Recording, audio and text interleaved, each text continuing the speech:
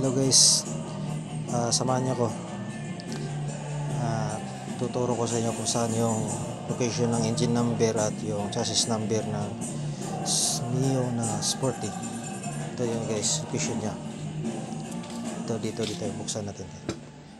Ito yung chassis number niya. Ito siya nakalagay. Tapos yung engine number niya, dito lang yan siya sa baba. Dito. Saan kaya ito? Dito.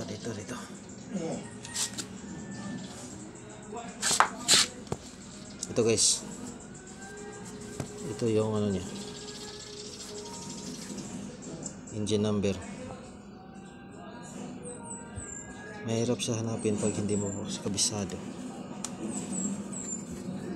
Yan naman guys. Thank you.